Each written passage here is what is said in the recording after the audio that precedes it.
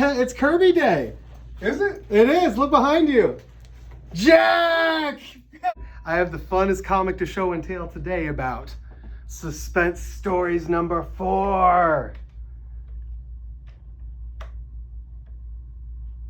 Number 4. Cool.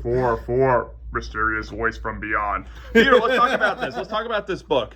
So I've been making a comic series and learning with each step that I go. This issue, I wanted to make a recap story tying together the previous weird stories. I took the opportunity of a color inside cover, but a black and white interior to really have this crazy kind of page open happen. And then boom, this is the last of a recap page. And it leads into the first page of the story, which is of course right when the building is destroyed from the other page. And yeah, you even see a pyramid with an eye pop up in the cityscape. Spooky. Yeah, the lotus flower of knowledge exploding the Chrysler building while 2 silent M's fight. I love the silent as the buildings. Reminds me a lot of Will Eisner. Yeah, good call, Jay. I was totally influenced by Will Eisner making this. It's something that I could bore you to death about, but it was very directly inspired by the spirit when I was starting this story, actually. I was kind of given an opportunity to pitch a 1963 story idea. That's the Alan Moore and Stephen Bissette Image comics. Stephen Bissette licensed a publisher to make a story involving his half, the Fury, in them, so they didn't have a Captain America. But I was thinking about Captain America not getting his super soldier serum when World War II ended, and him becoming this grizzly old guy with the eye patch instead of a buff hero. And he's the silent because everyone would recognize his voice. If he wasn't this Captain America spokesperson, he would have spoken, you would have known his voice. So when he wasn't taking the super soldier serum, you just want him to be silent so he's not recognized. And page turn. Wow, look at that. So I made a color version of this comic and a grayscale version that you see here. And I really did want to show off the contrast that I was trying to go for with the colors as well. And I'm a big Turtles head, so this is actually original TMNT size, and it is not normal comic size. It's a little bit bigger.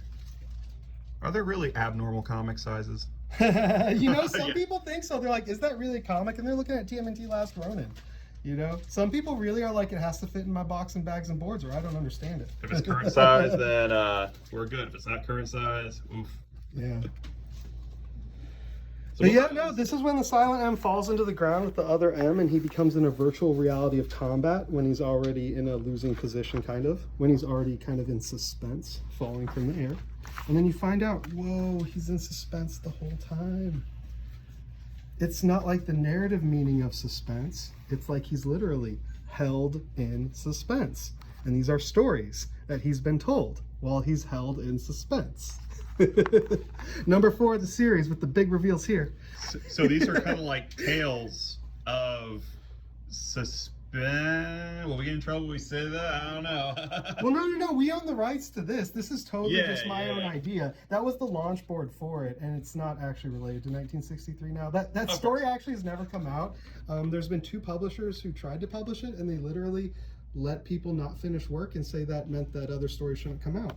So I know multiple stories are finished for it, but just the absence of 2 of them being done has kept them from publishing that, which is its own rub.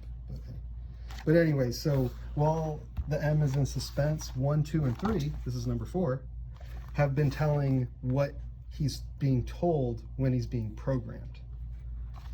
So they're kind of nonsensical short little bits because it's like his reality is brainwashed by comic stories. So he's in suspense until he breaks free with number 4's page 7. Got people cocoons right there. Those are other M's that Other are also Ms. being told stories. Because yeah, you can see the elite ones here.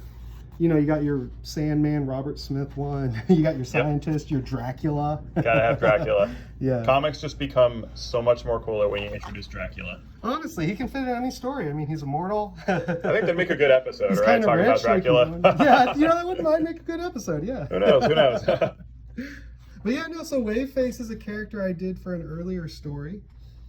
Darkest Image number 2 had a bootleg Max story. So you kind of are going to find out more about him. But yeah, this is him breaking free from the programming in a recap page. He's kind of in this cave of virtual reality deciding which dog to feed. But he ends up finding a way out. Always watching. Always. And then this is kind of the narrative that every M is told. That they were the Vry first M, given the silent treatment. And since it was a huge success, they're put in space, separated, and then they are awakened when they're needed. This specific one awoke when there were people with half microwaves for faces called wave faces. And he woke up in the city, saw a tree of life, and there were no restaurants.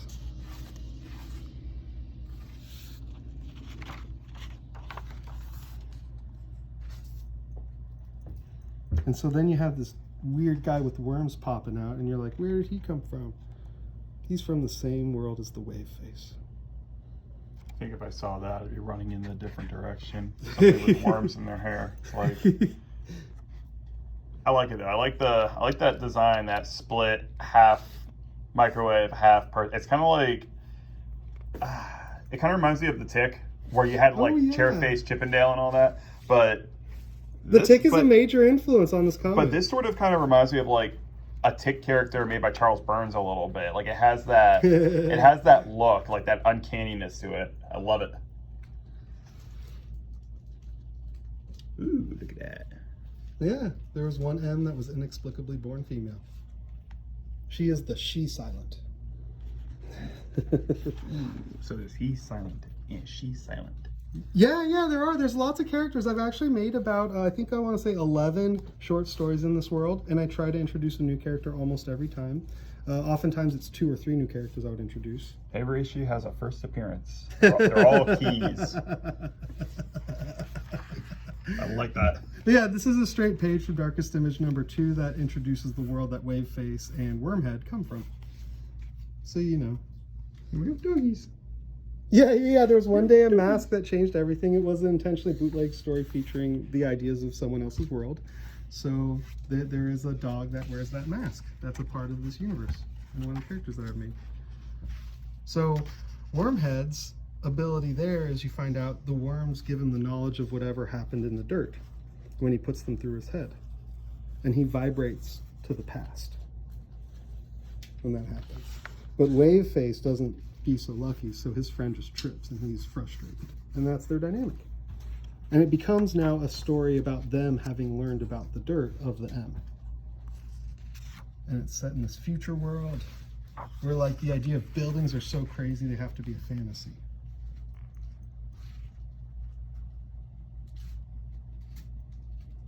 I really have to say, just looking at this printed, I'm going to letter my next comic so much better. That's one of the things I was talking about learning from it, though. And I did not draw this, too. Matt Shee is the artist and designer. You're the writer. Yes, I wrote and I laid it out very specifically. I definitely said 6-panel grid. This is specifically what happens in each panel, but he decided point of view, sometimes which characters to include, definitely how to visually represent everything. Although I have to say these characters were created for a story earlier, so I kind of had a weird design. You know, that they were my design at first, but yeah, totally given life and form.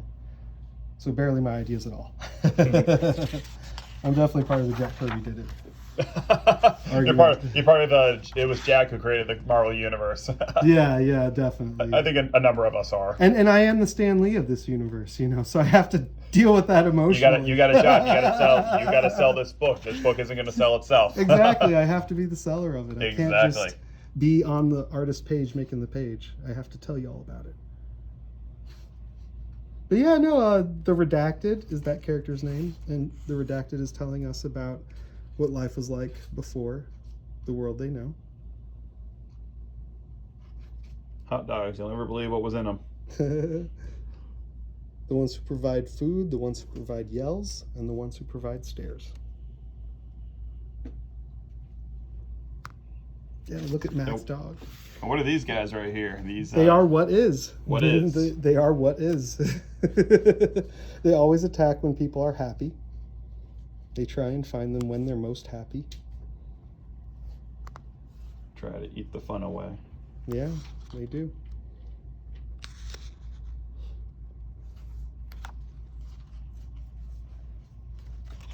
But yeah, so I definitely don't want to spoil the end of the comic, of course. Oh no, you have to pick up the book for that one. Yeah, but yeah, Suspense Stories number 4, guys. I really, really wanted to share just one final thing though. The back cover reveals it was an upside down cover the whole time. Oh, look at that. Yeah. And then I wanted to design the hand being large with the shadow and the fold of it going back, so I kind of was trying to account for how it would look print-wise with an exaggerated illustrations proportions. It was a painting I did that I took a picture of and digitally touched up a little bit. But yeah, no, I'm really proud of the cover. It's the first full comic-sized cover I did. I've done a couple mini comics. And I really wanted it to be like this back cover wide design because, you know, on the front it's just this.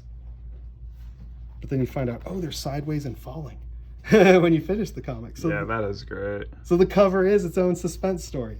That'd make a nice poster, I think. Yeah. That is great. That is trippy. Look at all those. Look at all the colors here. Where'd you use the? Did you color the cover? Yeah, I did a painting. Oh, it was a painting on a Bristol board, and then I took a picture of it, and I digitally added some colors to the picture as well, like these lines here, and this whole thing I drew digitally on top of it. Okay, the building and the people was the painting I did. Mixed media. Yeah, mixed yeah, media. totally digital and physical mixed media. Absolutely, Nice. yeah. Well, yeah. So we're also gonna have a full color version. It's gonna have cream color pages and mostly be purple, yellow, and black like the Max. You know. Variants. Nice. Yeah, not just covers. It's gonna be a normal comic size, and yeah, full color. So for you collectors out there, you got to get both. Absolutely, and the pages will be in a different order to make a different reading experience, which focuses a little differently more on the kids talking with splices of the worm's knowledge between them. So they're cool to read in that aspect too, in that they're different reading experiences. I call them extended presentations or the EP. Excellent.